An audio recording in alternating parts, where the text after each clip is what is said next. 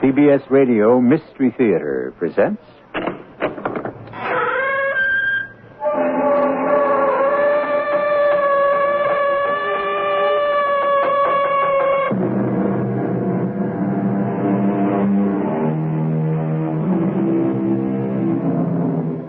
Come in.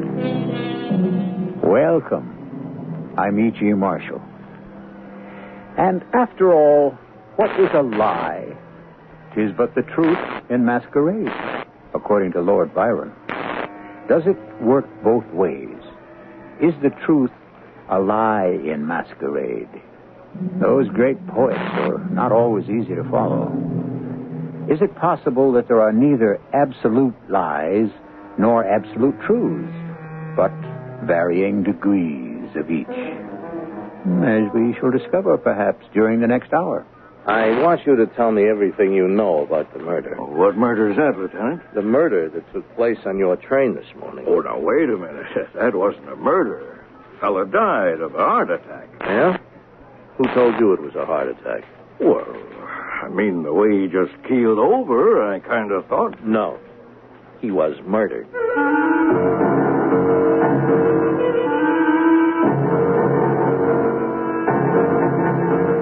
Our mystery drama, Come Fill My Cup, was written especially for the Mystery Theater by Sam Dan and stars Larry Haynes and William Griffiths. It is sponsored in part by Buick Motor Division. I'll be back shortly with Act One.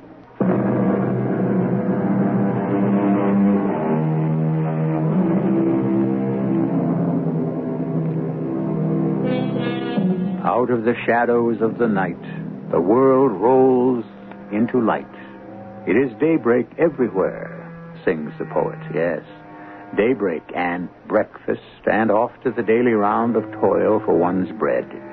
They gather at the railroad station in the town of Westville to catch the 749, which will bear them to the big city, more than 50 miles and 61 minutes away.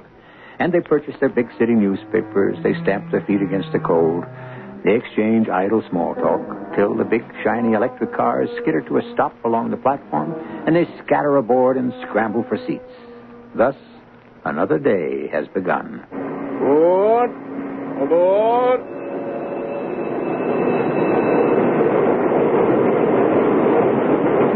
My name is Frank Durham.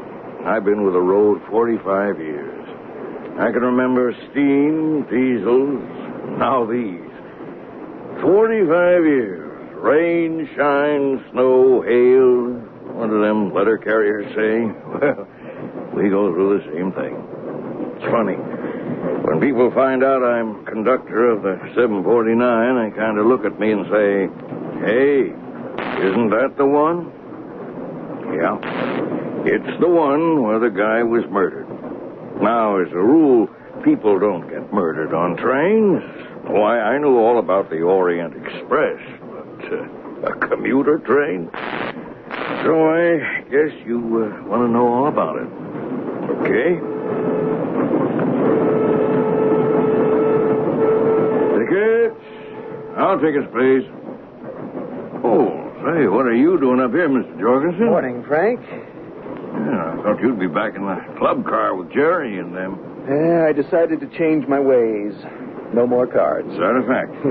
You'd better believe it. Well, I hope for your sake it's true. No, Frank, it's all over. I don't need a sermon. I always felt that poker game was too rich for your blood. You've no idea how anemic it made me. If you'll pardon my saying it, you were in way over your head. Jerry Garland is at least a millionaire. So's Pete McHugh. As for Bill... I'm well out of it. You listen to a man old enough to be your father. You see you stay out of it. That made me feel good. Don Jorgensen has been a patsy in this high-stakes poker game for more than a year.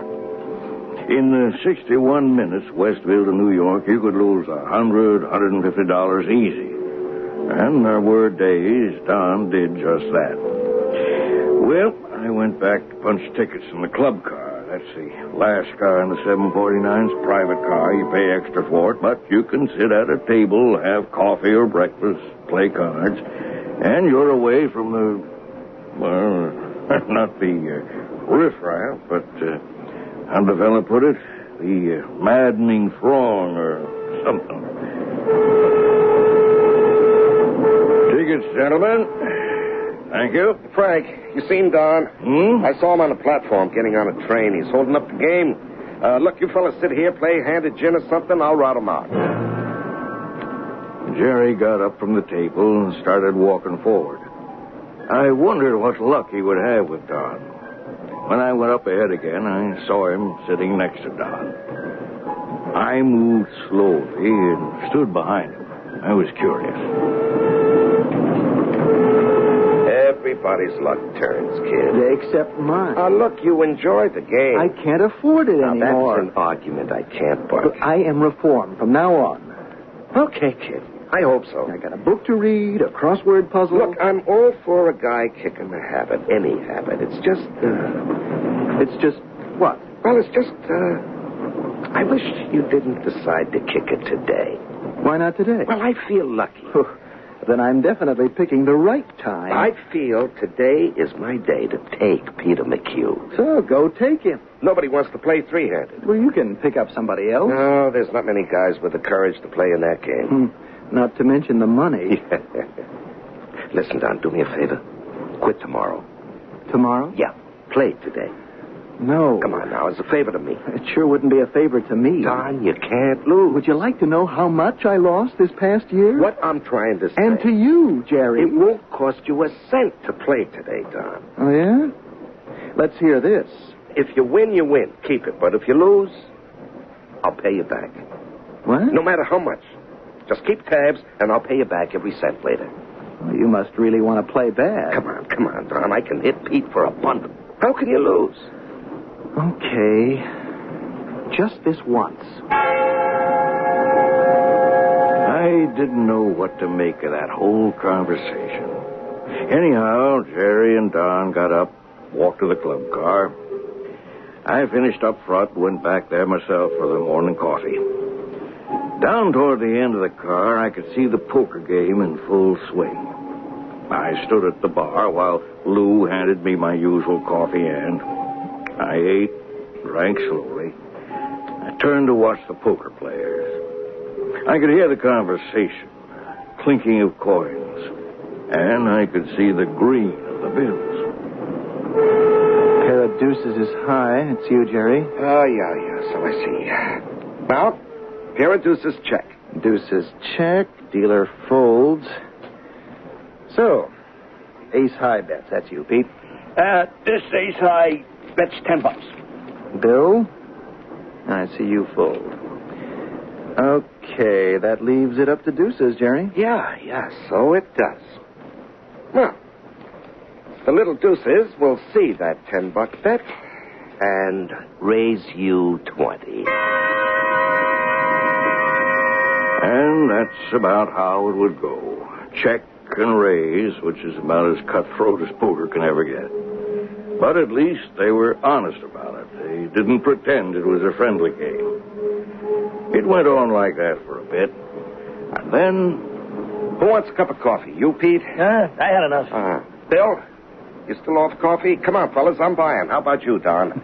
When'd you ever know me to turn down a cup of coffee? Yeah, I'll go up and get it now while I'm out of this hand. I'll be right back. See, you got your card game going, Mr. Garland. Yep. We have to find a new recruit. Lou, a cup of coffee for me and Mr. Jorgensen. Come on, I'm losing money standing here. Oh, sure thing, Mr. Garland. Just then, I thought I heard a kind of squealing sound. I left my coffee and walked back quickly to the rear cab. I opened the door to see if maybe we didn't have a jam break. But it was nothing. Anyhow, I stood there for a couple of seconds. I could see Lou at the bar up ahead pouring the 2 cups of coffee. He put them on the tray, and Jerry spilled a packet of sugar into each. Now, the reason I go into all these details is because this is that famous, or what I should say, notorious day. I started back for the bar. Jerry picked up the tray and started toward the table. Halfway, we met in the aisle. I was about to step aside to let him pass when we hit that curve just before we crossed the New York state line. Train sways pretty bad, and I could see Jerry was about to lose his balance.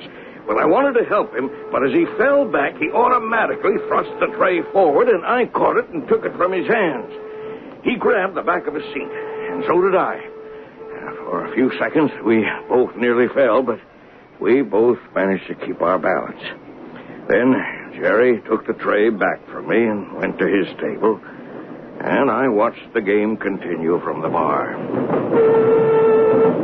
Here's your coffee, Don. Oh, thanks. 5-card draw, Jerry. We dealt you in. Ante up $5. Little Jack's a better, huh? The famous name of the game.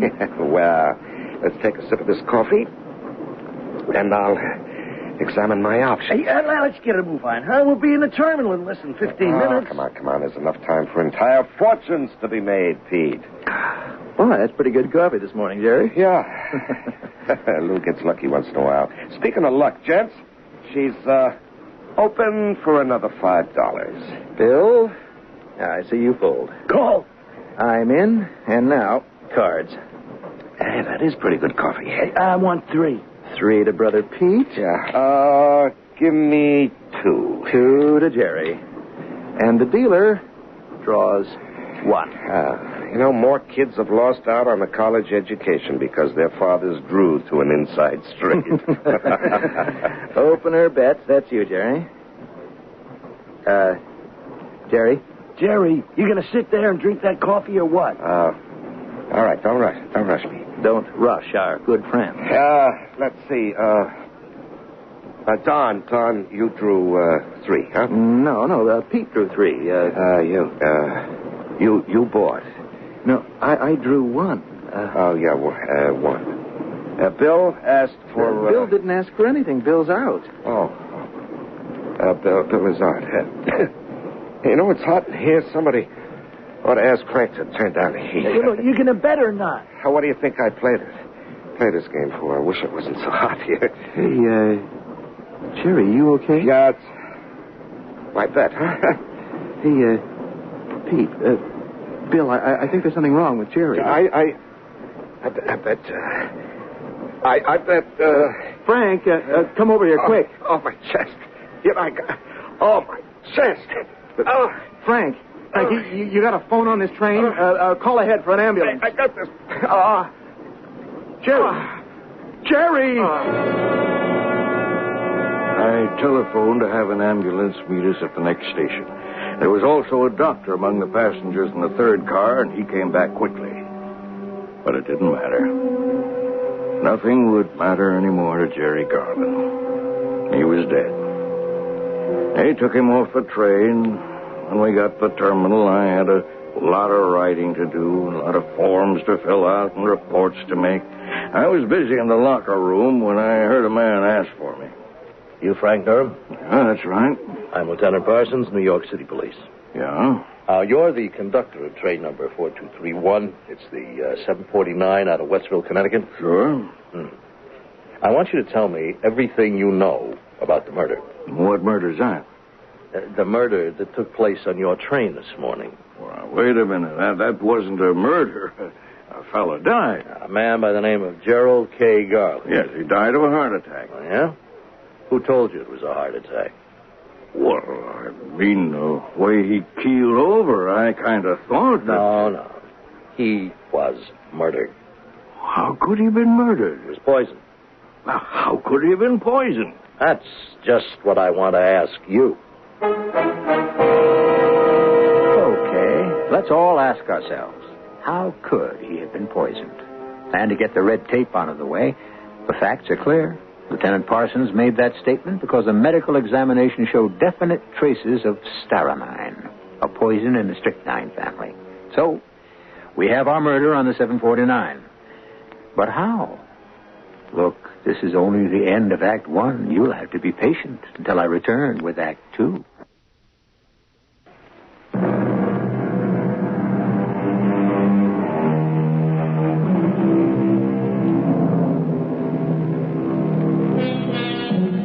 Trust everybody, but cut the cards, said the beloved Mr. Dewey. Ah, yes. How many decks of cards have been cut and shuffled on the 749, the commuter express from Westville? Especially in the club car, where perhaps the most cutthroat game has been going on for several years. Well, if the game keeps being cutthroat, someone may begin to take that word literally. Obviously, someone did. Except he didn't use a knife. He employed poison. Poison? Are you saying Jerry Garland was poisoned, Lieutenant? Well, that's what the medical examiner says, and it's good enough for me. But poison? How could he have been poisoned? As they say, it was ingested in the coffee he drank. Oh, no. Yes, happens to be the fact. Now, it took place in the club car. And what was Jerry Garland doing at the time of his death? He was playing cards. He was part of this regular game. He was playing and drinking his coffee. Then he just keeled over. The coffee. How did he get the coffee? He went up the bar for 2 coffees. 2 coffees? Yeah, one for himself, the other for Don Jorgensen. Well, he picked up the coffee. Who served the coffee? Lou Vitry, our barman. Now, Lou poured out the coffee into the cups. Yeah, that's right. And Jerry put them on a tray and went back to the table. Now, would you know if there was cream and sugar in the coffees? Yeah, now you mention it. I saw Jerry put in the cream and sugar himself while he was still at the bar. Into both coffees? Yeah, that's right. And then he went back to the table. And then what did he do? He gave 1 cup to Don Jorgensen, 1 cup he kept for himself. Yeah? Well, couldn't have been more than a couple, 3 minutes, and that was it. And he drank this coffee? Oh, yeah. The other cup of coffee. The one he gave this... Don Jorgensen. Yeah, Don Jorgensen. He drank his coffee also? Yeah. You saw him do it? Oh, yes. Right. I want you to stay with me while I question some of the people in that club car. When? As soon as I can round them up. I have to take 1127 out. No. I don't think so. That was Detective Lieutenant Parsons. Grover Cleveland Parsons. Well, the first person he got hold of was Lou Vitry, the barman. All of a sudden, I got the shock of my life. But I'll feed it to you gently, the way it was fed to me. How long you been with the railroad? 5 years, Lieutenant. What'd you do before that? Look, Lieutenant, is it important? I just answered the question. I work for Mr. Garland. Jerry Garland? Yeah. As what? Well, I was his chauffeur. Well, why did you leave the job? Look, do I have to say this? Answer the question. Well, can the answer be confidential between me and the cops? Well, so far. Because if it's known, I can lose my job. Does Frank have to hear me answer? No, he won't say anything, I guarantee it. Well, why could you lose your job? Because I got a record. For what? I did 3 years for burglary, but I was innocent. Tell him, Lou. Well, one night there was a burglary. Jewels that belonged to Jerry's wife, Theodora, were stolen. Well, they searched all the servants, naturally, and in my room, I found the bracelet. Well, what was it doing there? Well, it must have been planted there by the thieves to turn the heat on me. And it did. I was put away. Well, how did you get the job on the railroad if you had this record? Jerry Garland got it for me. Why? Well, when I got out, I went to him to his office. Well, what are you doing here, Lou? You escaped from jail? Oh, I'm out, Mr. Garland. Oh. What do you want? Well, I didn't steal those jewels. Ah, look, Lou, it was all decided by a court of law. I ain't a crook, and you know it. Oh, maybe not, but you might have been tempted. Oh, never. I've been your chauffeur 13 years. You trusted your kids to me when they was little. I lived in your house. Now, you know I ain't a crook. Mr. Garland, you gotta help me. Well, Lou, if you need some money to get on your feet... No, I need more money. I need a job. I can't get a job. I got a record. You understand? Yeah, I know it's tough, Lou. You don't know how tough it is. I'm turned down everywhere I go. Help me get a job. Give me a job. Now, can't very well take you back as my chauffeur. Why not? Well, how would it look? Can't you do anything for me? I'll take any job at all. He got me a job. This job. My name isn't Lou Vitry either. I had to change it. Vitry's my mother's maiden name. Well, how could the poison have gotten into Mr. Garland's cup? I don't know. Okay, Lou. That's all for now. Just keep handy in case you need it. You can go. Thanks. Thanks, Lieutenant. Well, he doesn't have a motive. He doesn't have a motive. But that's not true, Lieutenant. He does have a motive. And now I know what that motive is. He was the chauffeur. I never knew that. So now it all makes sense, that conversation I overheard in the bar in the club car a couple of weeks ago. The train was crowded. Jerry had gotten up from the card table and come over to pick up a couple of rounds of drinks. Standing at the bar was Mr. Alexander Trowbridge. Yeah, the very big guy on Wall Street. Very strict, very dignified. Anyhow, Jerry spotted him and said, Hello there, Alex. Good evening, Mr. Garland. Well, it ain't every day I have the privilege of riding home on a train with the Wolf of Wall Street. Hey, let me buy you a drink. Thank you. I have one. Well, have another one on me. That won't be necessary, thank you. I never have more than one. Okay, Alex. Say, look, I may drop over to your office one day. I may have a little business to throw your way. Jerry Garland had a hide like a rhinoceros, which is why you couldn't kill him with a bullet or a knife. You had to use poison. Anyhow, it was obvious to me that Mr. Trowbridge was very put out. And the fellow standing next to him spotted it, too. And I remember Trowbridge saying, I have every reason to suspect that man's a thief. There's no real proof, of course, but Swanson's company handles the man's insurance. He had a burglary some years ago. Wife's jewels were supposed to be stolen. Swanson could swear Garland pulled a swindle on the insurance company. Is that so? The jewels never turned up at any of the known receivers of stolen goods. Actually, Swanson must know more than he's telling, but he's stuck for proof. Another round here, please, Lou? Yes, sir. I know Swanson wouldn't make such a charge, even off the record, unless he knew it was true. Meanwhile, some poor servant went to jail. I'm sorry, sir. Oh, that's all right, Lou. It spilled all over you. Well, it's just water. No harm done. Was that why Lou dropped the glass? Was that why he turned so pale? I didn't think anything about it at the time, but now it makes sense. The lieutenant had just said that Lou Vitry did not have a motive, but he did have. Yeah, Frank. I know about it. About Lou having a motive? Yep. He told me himself.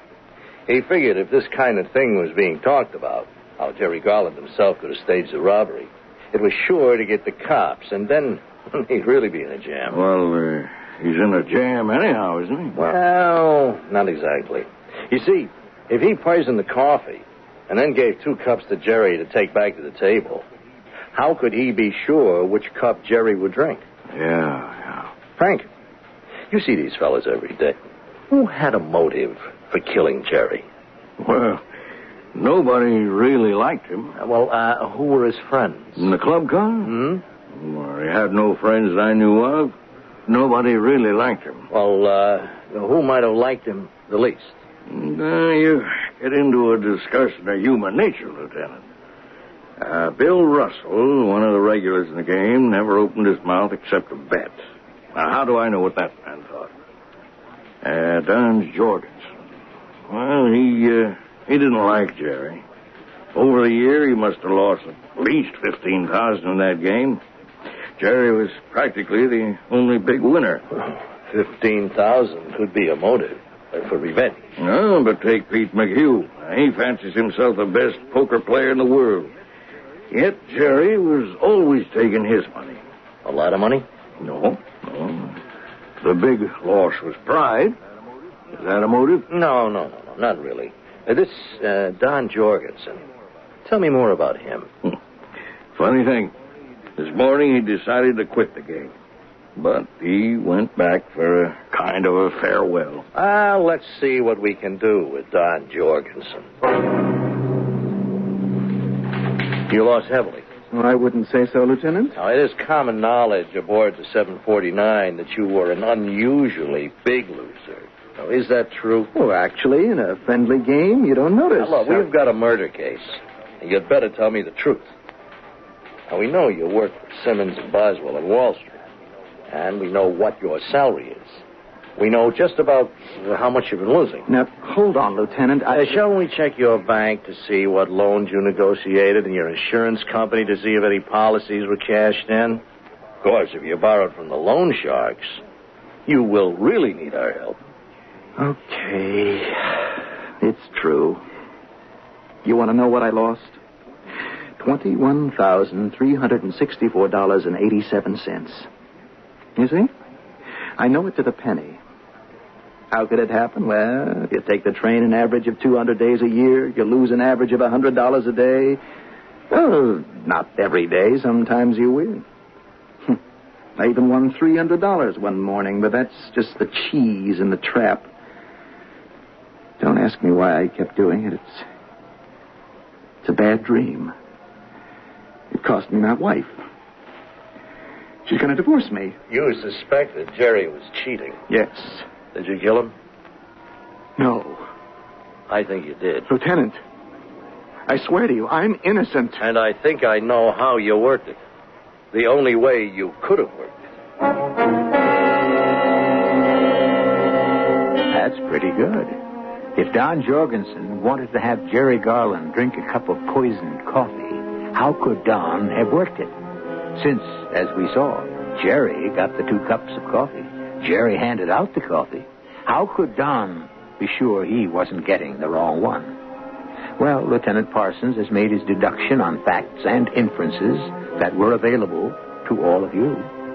Why don't we compare notes in Act 3?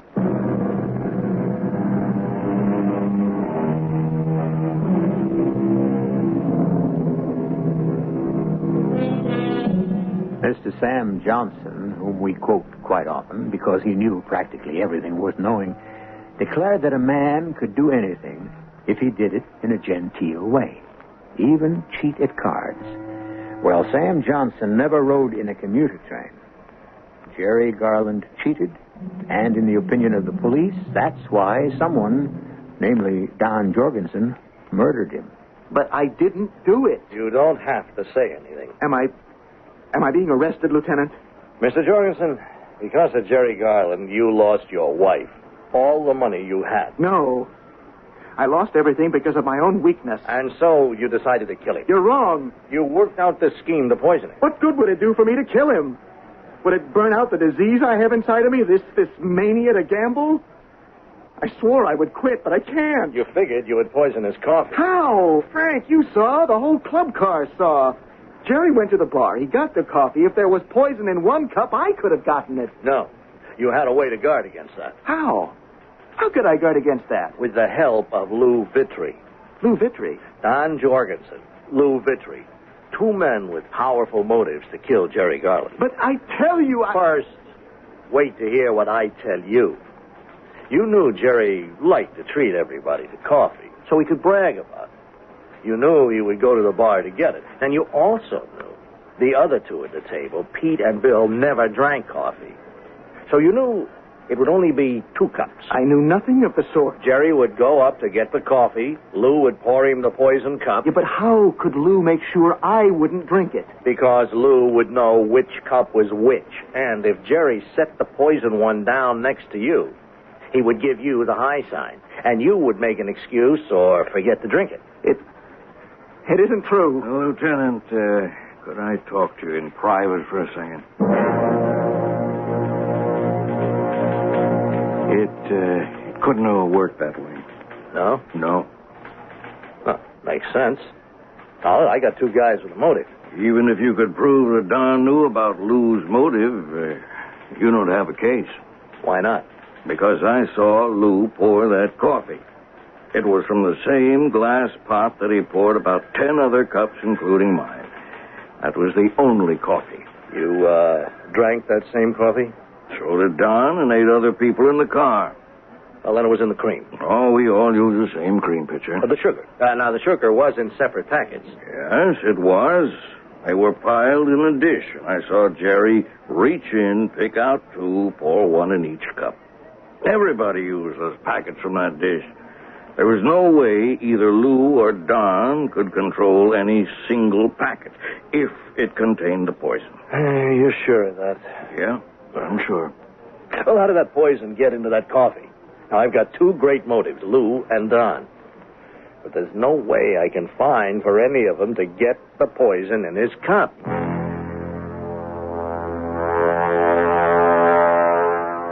Time went on, days passed, and I guess life went on also. I don't know what happens to a murder case when it doesn't get solved. The papers stop writing about it. I suppose it just sort of gets into a file cabinet somewhere. Well, 7:49 left Westville as usual, on or about on time. The club car found other things to talk about. And the card game continued with Don back in, but the new member was Mr. Trowbridge. And because he was so fabulously rich, they played for pennies. But I kept thinking and thinking about the murder. Well, one night I was taking my evening run home, and I stopped in the club car. Tickets, please. Tickets. Hello, Frank. Oh, evening, Mr. Jorgensen. Frank, I never did get a chance to thank you properly for what you did for me. What did I do for you? Well, the day Jerry was, that cop, he was all set to lower the boom, and then you just took him aside. What'd you tell him? Well, I just said, a fine, clean-cut chap like you, how could you possibly be a killer? I bet you did. You'd be better off if you never bet again in your life. See you. Tickets, please. Tickets. Thank you. Oh, good evening, Mr. Trowbridge. Evening, Frank. No poker tonight? Well, if I may rephrase the title of a grand old song, those wedding bells are breaking up that old game of mine. Oh, who's getting married? At the bar there.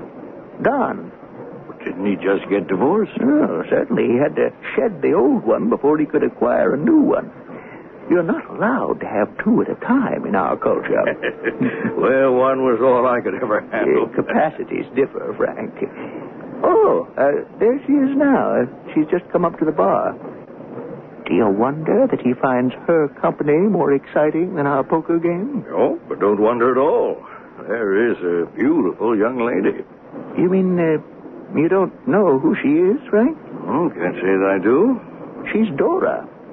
Theodora Garland, Jerry's widow. She's Jerry's widow? Huh. You mean you never met her? No. Well, for that matter, Mr. Trowbridge, I never met your wife either. Yes, that's true. She's Dora Garland. Huh. How could you figure to be this young and this pretty? And how could you ever figure what she saw in Jerry? Back toward the bar. Suddenly, I realized that I had seen her before. Somewhere before. But where? Where? And then I remembered where. At the bar in the terminal. I owed Tom Franklin a run, and I was waiting to take the 10:08 out. I was having a beer. There was a man, and there was a woman sitting in the booth ahead of me. The man had his back to me. I couldn't see his face, but I knew it was Don Jorgensen. The woman was facing me. She was that woman. Now I know who she was. Dora Garland. And she and Don Jorgensen were having, as they say, an affair. And from what I knew of Jerry, he was the type who would kill both of them if he found out. So, to the long list of motives for murder, add one more. But a good, strong one. Now, Frank, don't give me any more suspects, huh? I don't want no more motives. I got all of those I can handle. I'll tell you what I need. I need what I can't get. The way any one of them or two of them could have put that poison into the coffee. Why don't you forget it? Well, it happened on my train. I feel responsible. Yeah, well, maybe you did it, huh? Me? Yeah, well, as I put together everybody's story, Frank, I think you left something out. What? You could have poisoned that coffee. Why? How? Why, I can dig around for. How? Okay. Jerry was starting back to the table with the coffee tray. Okay. Now you're headed the other way, up the aisle. The train gives a lurch. Jerry almost falls. You grab the tray from him. For just a second. Long enough, maybe, to put that poison in the cup. Yeah? Well, here's what's wrong with that theory. First, how could I have, in those few seconds, gotten the tops off the cups and put in the poison?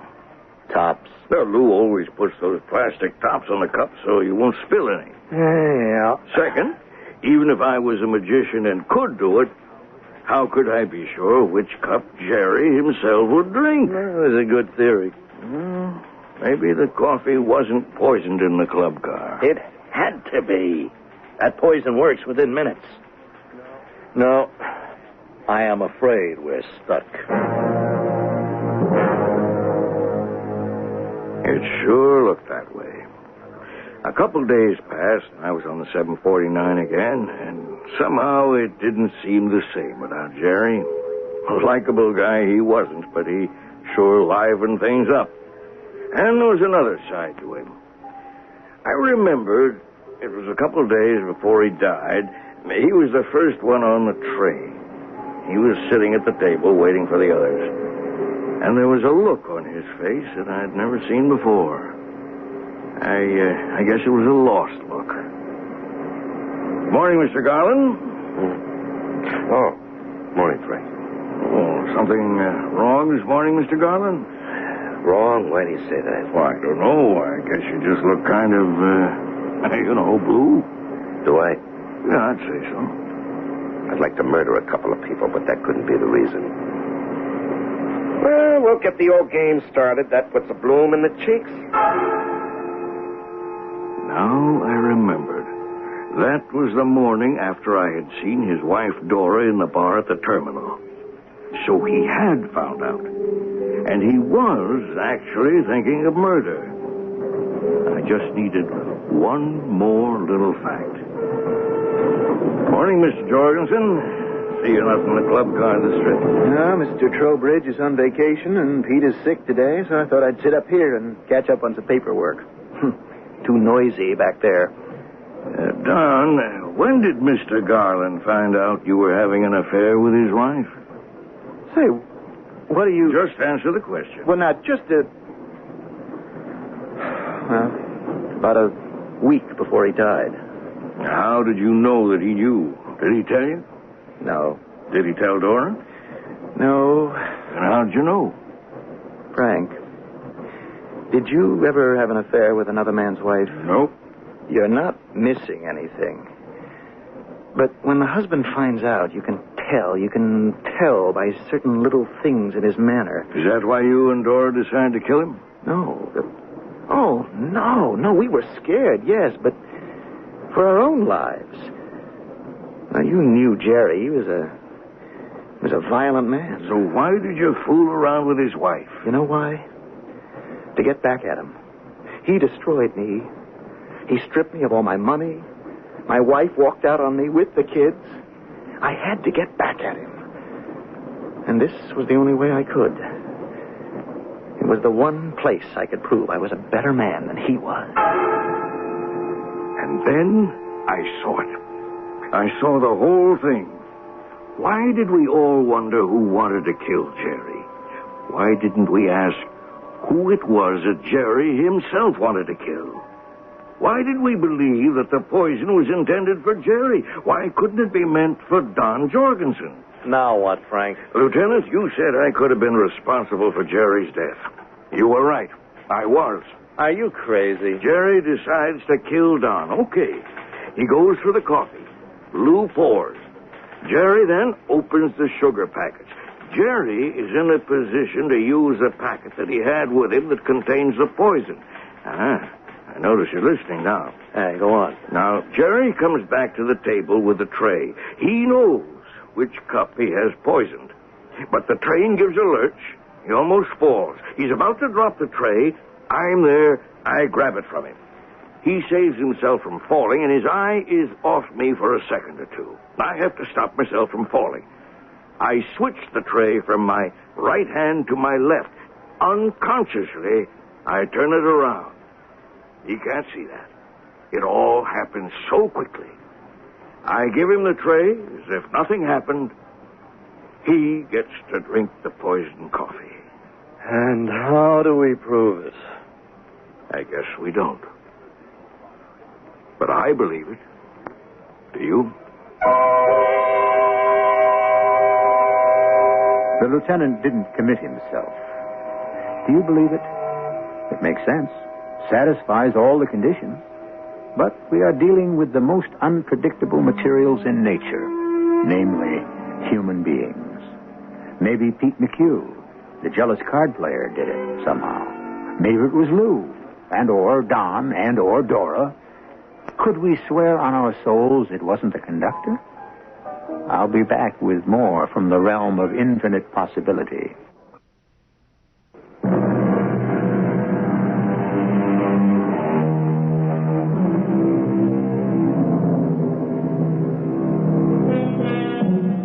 Our story was about cards.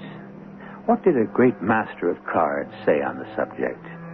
The bizarre world of cards, a world of power politics, where punishment and rewards were meted out immediately.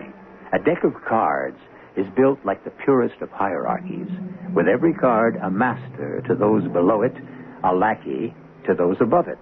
And there were the masses, the long suits, which always asserted themselves in the end and triumphed over the aces and the kings. Thus spoke the great player, Eli Culbertson. And he was in the know. Our cast included William Griffiths, Larry Haynes, Russell Horton, and Earl Hammond. The entire production was under the direction of Hyman Brown. And now, a preview of our next tale. How in the world did he accomplish it? The door, the window, and chimney were impassable. The flooring and walls were solid. And then Julia Stoner was undoubtedly alone when she met her death. It would appear so, but then how do you account for these nocturnal whistles and the very peculiar words of the dying woman? Well, I can't account for any of it, Holmes, unless they were hallucinations. Not likely that the two women would be afflicted with the same hallucination about whistles in the night. And only one of them referred to the speckled band. Well, you've evidently formed some conclusions. Otherwise, we wouldn't this very moment be on our way to Stoke Moran. No conclusions, my dear doctor. Only surmises, which have to be checked on the spot before I can even begin to make deductions. This is E.G. Marshall inviting you to return to our Mystery Theater for another adventure in the macabre. Until next time, pleasant dreams.